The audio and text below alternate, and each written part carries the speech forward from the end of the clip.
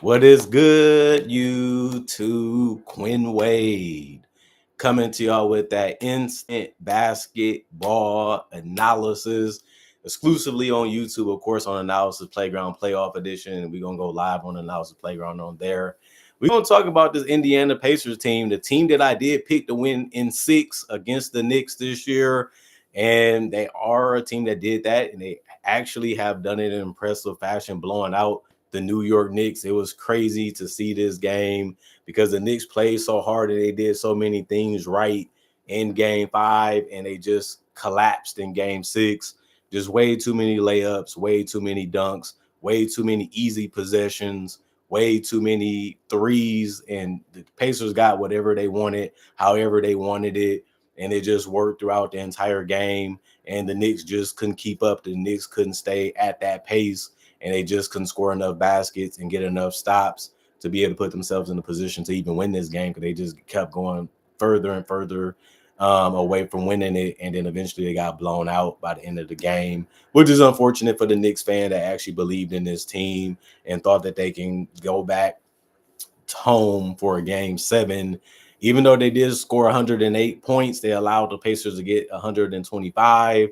I thank them for giving us a fun series to watch. It was very fun. It was very entertaining. And now it's over. And the Pacers, they actually won that first quarter 25-24. They followed that up with a 33-30 second quarter.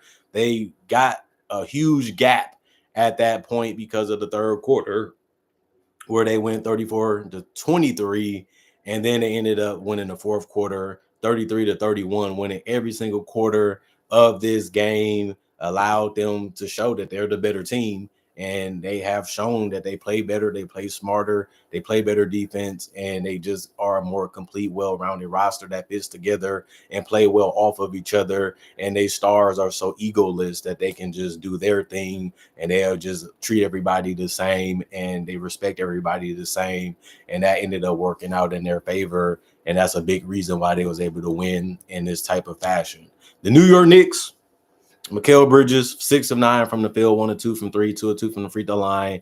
He ended up having 15 points, 4 rebounds, and 4 assists and 1 rebound, 1 steal, 2 blocks, 5 turnovers, 4 personal fouls.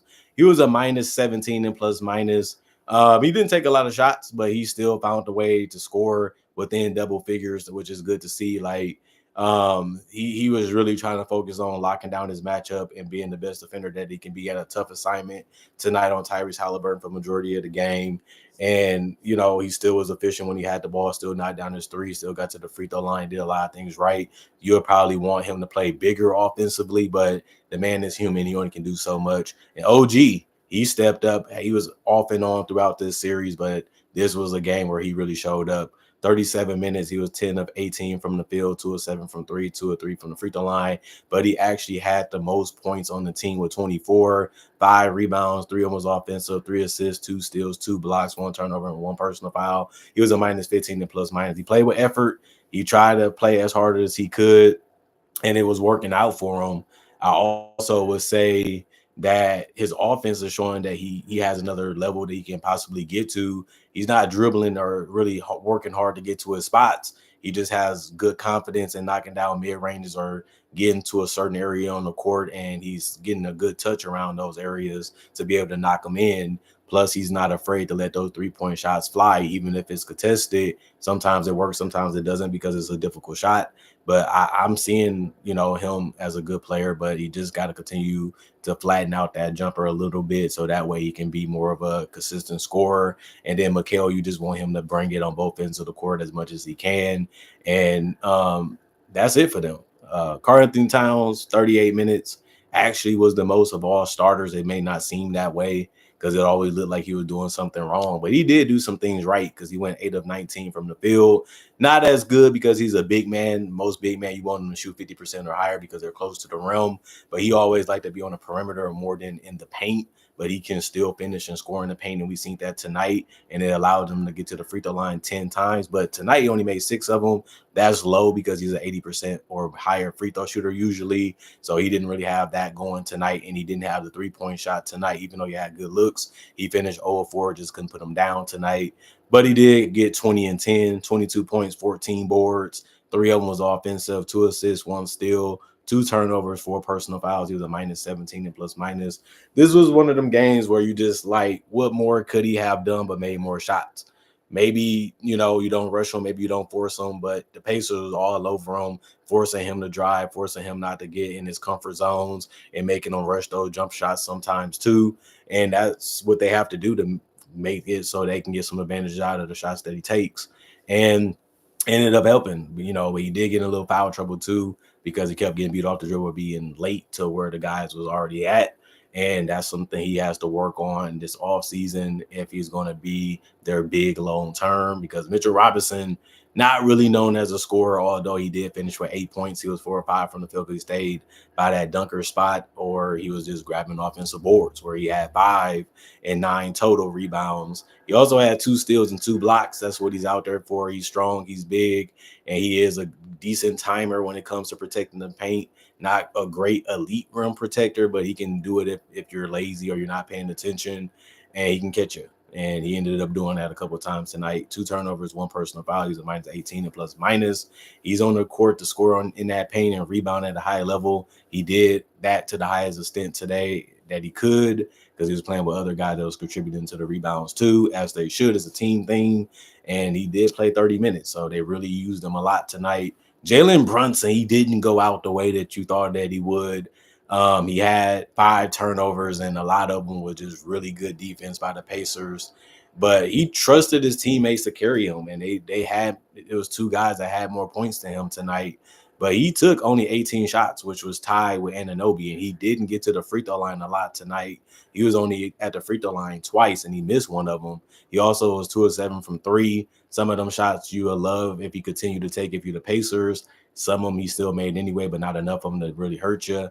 But, this was a game that shows you that Brunson, he only can really help you and do so much. And even though he did take the pay cut and his team got pretty far in the playoffs, it does make you wonder what more can they really add and what more can they really do at this point, because they are what they are at this point. And if OG and Mikal can play a little bit better, even defensively, and Towns can just play, a little bit harder and move, better on the floor, and also just understands how to use his length and size better, maybe that'd be the step that they can take. But other than that, if they don't change their bench or they don't trade for another superstar that can change up how we feel about them and how they play, this team is what it is for the next couple years, unfortunately, and that might not be enough to win the title, is basically what I'm saying. Precious Achua, 2 minutes. He didn't do anything in those 2 minutes, but be a +4 and plus minus. Ariel, 2 minutes, didn't do much, but be a +4 and plus minus. Miles McBride, 11 minutes, 0-2 from the field, 0-1 from 3, 2-2 from the free throw line. 3 rebounds for him, 1 assist, 1 steal, 1 turnover, -7 plus minus 2 points. Josh Hart, 22 minutes, 1 of 6 from the field, 0-2 from 3, 2 of 3 from the free throw line, 6 rebounds, 2 of them was offensive, 1 assist, 3 steals, 1 turnover, 3 personal fouls, a -5 and plus minus for his night. He finished with 4 points. You wanted more out of Josh Hart. This is one of them games where it's perfect for what he's about. Playing hard, being in the right spots, putting in the extra effort, wanting it more than your opponent. He did play some solid defense with those 3 steals that came out of nowhere. He rebounded the ball decently for the minutes that he played, but you just thought that you'll get more out of him. And some of his shots was way off, and you just didn't know what he was trying to do because it just didn't look clean. It just didn't look like it was a shot that made sense sometimes. But, he was just taking what the defense gave him, and he just really couldn't convert at a high level tonight. DeLon Wright, 12 minutes, 0-2 from the field.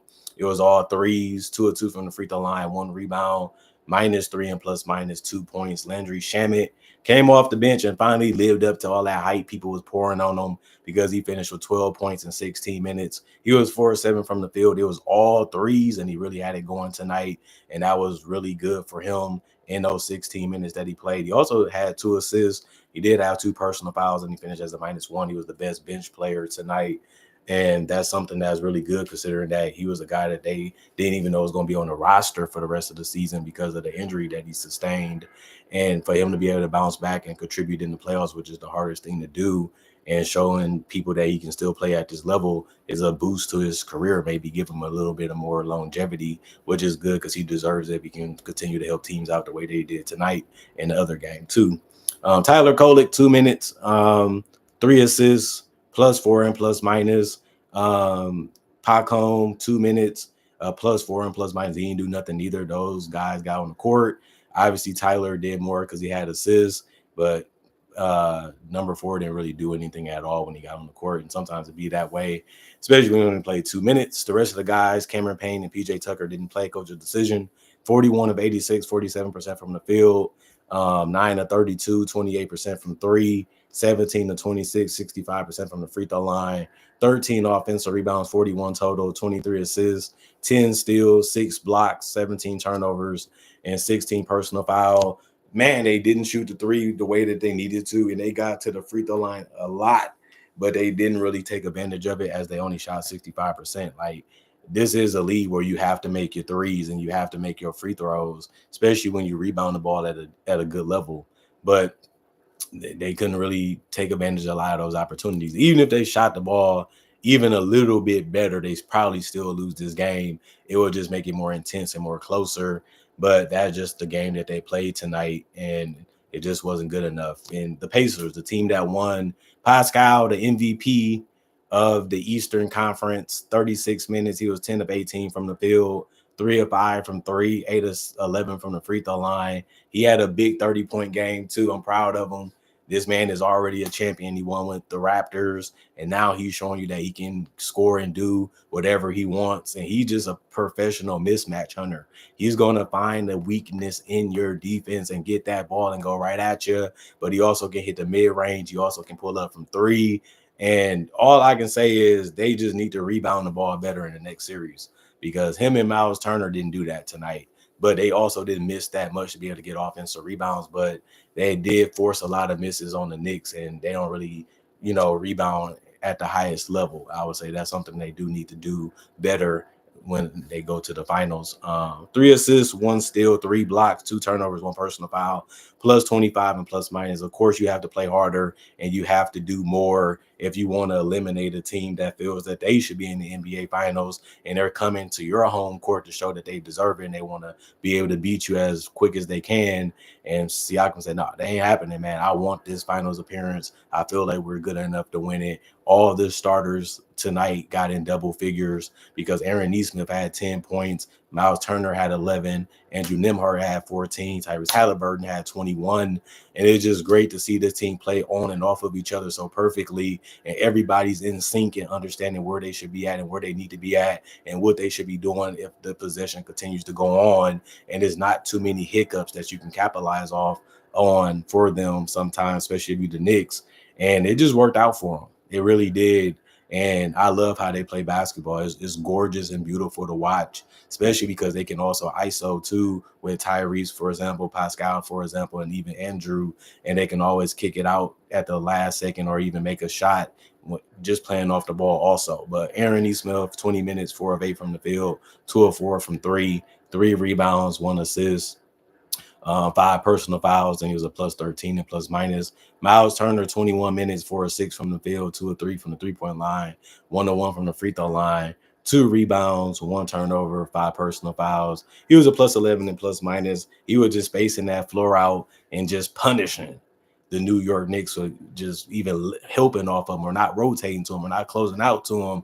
And they were just working all night. And then he was able to still do his thing close to the rim too, because we know he is tall and long and strong. And it worked out to his benefit tonight. Andrew Nembhard, he was cold a lot in this series, but Rick Carlisle stayed with him, kept believing in him. His defense was fantastic. 6 steals in a block.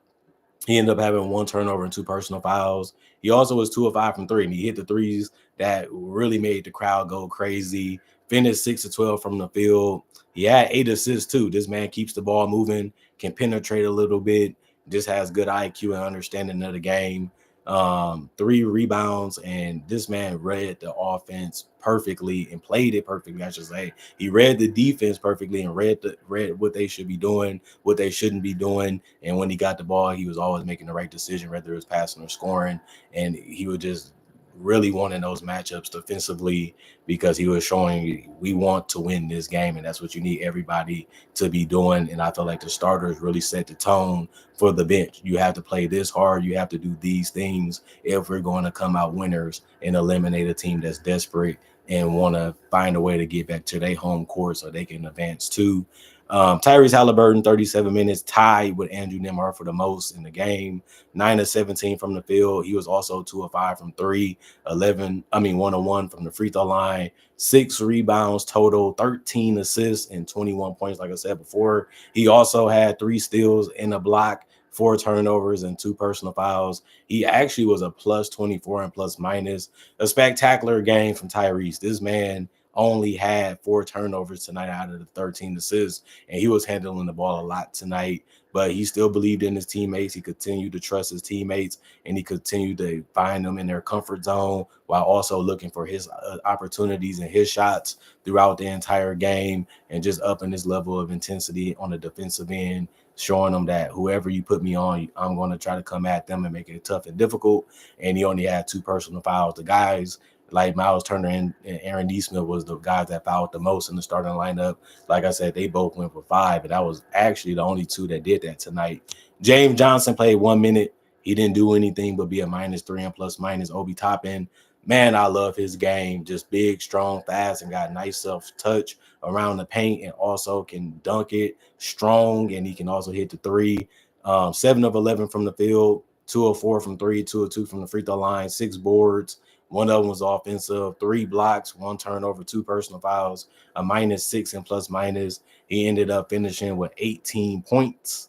I love what he did, man. This man is effort, energy, force, power, strength, and also just has a good integrity about himself. And he plays the game the right way, but he brought it defensively too, going for all those blocks. He finished with 3, like I said. He was covering space, rotating at the right time.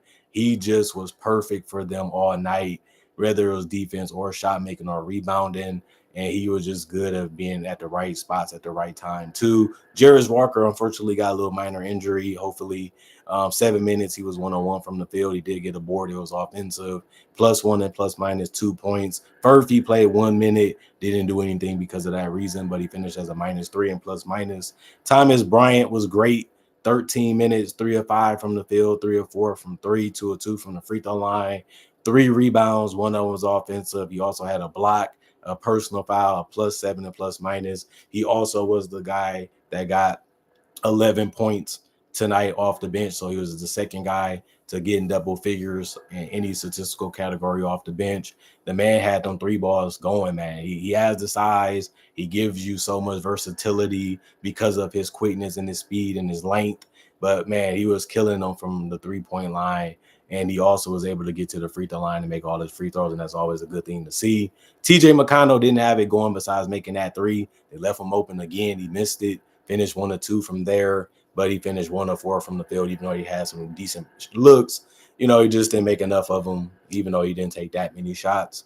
4 rebounds, 2 assists, 2 turnovers, 1 personal foul, a -4 and plus minus 3 points. Benedict Mathurin, 9 minutes, 1 or 2 from the field, 2 of 2 from the free throw line, 4 points, 1 rebound, 1 turnover, 2 personal fouls, a -12 and plus minus.